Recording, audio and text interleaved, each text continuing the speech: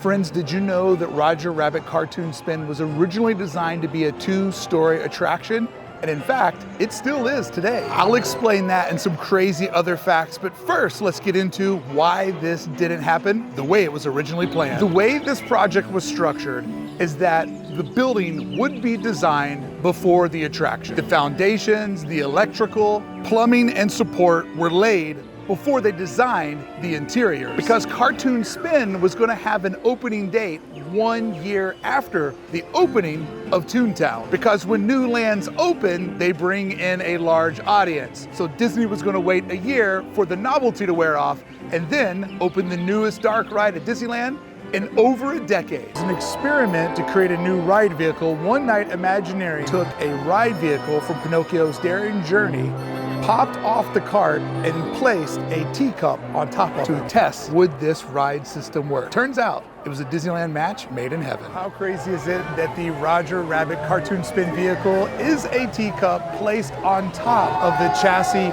or motor system of Pinocchio? What a collab, only at Disneyland. Because this was a brand new ride vehicle system, the ride vehicles wouldn't show up until they were well underway designing the interior of the dark ride. And designing a ride before you have the ride vehicle creates some pretty interesting complications that we'll get to later on in our story. But as it turns out, when the vehicles showed up and they tested them, they realized they didn't have what it took to make the incline to the second floor. That's going to be kind of important. Obviously, this had a huge effect on the current version that we know today. They had to create the ride at a much narrower footprint than originally they had planned on. However, keeping the attraction on one level did open up an enormous amount of space because they no longer needed the footprint required for the incline and the return back down to the ground level. This extra space, Imagineering was able to weave the story into lots of tight turns, putting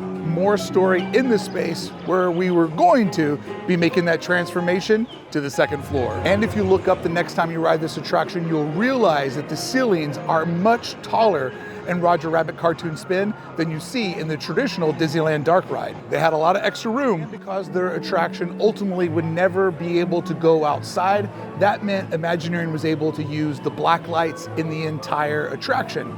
No daylight would find its way into the show building. And because these were designed to be powerful ride vehicles but just weren't powerful enough, they decided that one cart could pull the second cart, therefore doubling the capacity and cutting the load-unload time in half. So there were some benefits that came from keeping the ride the way we know it on one level. But I cannot stop looking at all the early plans and thinking about what it would have been like for us to roll on the outer balcony. When we look at this early art of the powerhouse, we can see a planned road coming out of the second floor. The top of the powerhouse from this concept art is pretty similar to what we got, with the light bulb, the different generators and valves showing that power is actually being generated for ToonTown on the upper facade. But definitely this was a more ambitious approach of having the carts actually come out the front gate, where we would go on a cartoon spin all around ToonTown.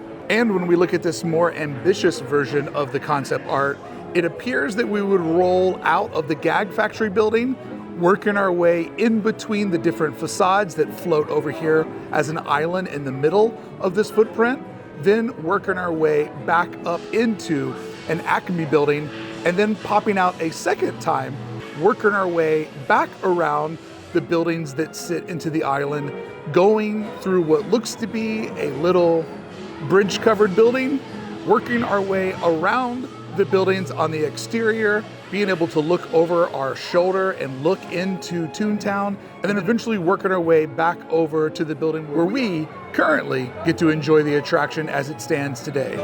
Obviously, some of those plans were blue sky, but let's break down what the realistic two-story version of Roger Rabbit was supposed to be and how it's technically still possible today. If you look at the front of the glass factory facade, you can see that there is a vehicle-wide opening where we would have broke through the glass as we exited the interior show and would begin the exterior portion of the ride. And one of my favorite discoveries, that if you look at the key artwork, concept artwork that they announced ToonTown with, If we look into this back section, we can see that they were very sort of vague about how they were going to make this exterior portion of the attraction work because they hadn't figured it out yet.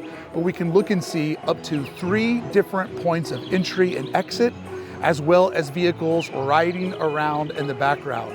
They hadn't quite figured it out, but they wanted to tease the promise of this multi-level attraction. I love how this concept artwork literally kept an open door to this opportunity.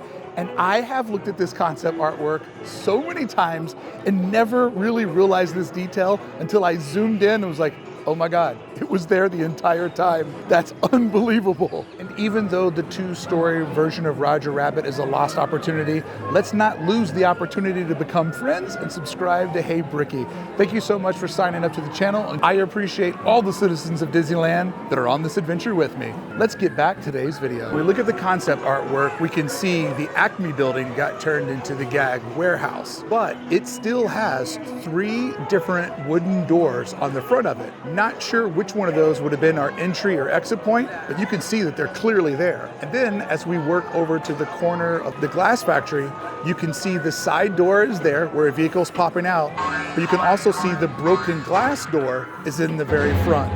You can see that there still is a side door where that red vehicle is coming out, as well as the broken glass facade that would have been a part of the show. And then working our way down, the powerhouse definitely has the A-frame with a major tunnelway in the center of it, which probably would have been the entry or exit point. So along with the safety banister that continues along our pathway. Cleverly hidden in the back of that concept artwork. It's still all there. It's still all an option. And oh wait, there's even more to uncover. You remember that detail about how the building was designed before the attraction? The building was designed to support a ride. All the steel work, all the framing, all the concrete that is needed, it's all in place. The building is ready to go 2 stories, just the ride vehicle wasn't. And this is where it gets even crazier. When we look both at Google Earth and Apple Maps, it does appear that there are tracks on top of the roof. Now, I can't confirm that those are actually tracks. It might be the lighting rig to project lights over to the buildings that are in that little island. If it's not tracks, it does indicate the pathway that we would have rode on when we busted outside through the glass factory and then returned back through the powerhouse. What do you think? Do you think that those are tracks? Do you think it's a lighting rig? Do you think it's HVAC? Let's just pretend that it's tracks, because how exciting would that be? There's a possibility that there's actually tracks still up on top of the building, because why wouldn't they put them up there? When they're building that deck, they already know their entry point, they already know their exit point. There is a part of this that would make sense where you go ahead and lay the track while you're at it. Part about this that bums me out is that we'll never have the opportunity to ride on the exterior of ToonTown. How amazing would it be to be riding in between these buildings and have those awesome views out into the rest of this imaginative land. We were robbed of these beautiful 2-story views, and oh, the kinetic energy that would have made ToonTown feel alive with those spinning cabs coming up on that 2nd floor balcony. But another detail that I'm absolutely in love with is I think that this attraction has one of the best scenes in all of the Disneyland dark rides. I love the scene where you're falling and everything around you shifts perspective to a vertical perspective versus a traditional horizontal perspective. And there's a part of me that thinks that that had to be the moment where we would fall from the 2nd floor down to the ground level. So imagine this scene, but instead of going across a regular horizontal plane, you're actually on the decline, falling from the 2nd floor back down to the 1st.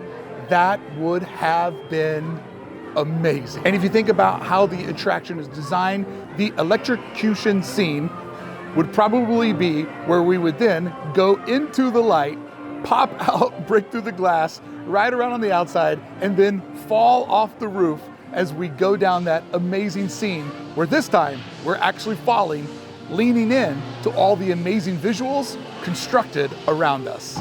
Wow. We were robbed of something truly amazing. And now so many parts of this attraction make so much more sense, like why the car is busting out on the 2nd level. Is that Benny or Lenny? I don't know. They had a little bit of an IP dispute. So one's Benny, one's cousin Lenny. I don't know which one I'm looking at, but it does make sense why they have a car breaking out on the second floor, because that is foreshadowing for what we were gonna do on our adventure. And finally, the prop buildings behind me make sense to why they're there. Designed to keep us inside of the ride environment, but also to tell stories when we're on the banister, looking over our shoulder at all of the details that are perfectly aligned at the sight lines you would have while you're spinning on the exterior. My instincts always told me that these buildings were designed to serve a greater purpose, and I now believe I understand what that greater purpose was. Man, look at that. Imagine riding here and looking over there. Amazing! Friends, if you want to learn more about ToonTown, deaths, domestics, TV specials, and a land that first used a design technique that has revolutionized theme park design that we see at Disney parks, but also at Epic Universe in Orlando. Make sure you watch this video right here, which is the complete history of ToonTown. Brickey here from the edge of the two-story Roger Rabbit attraction. Thank you for watching.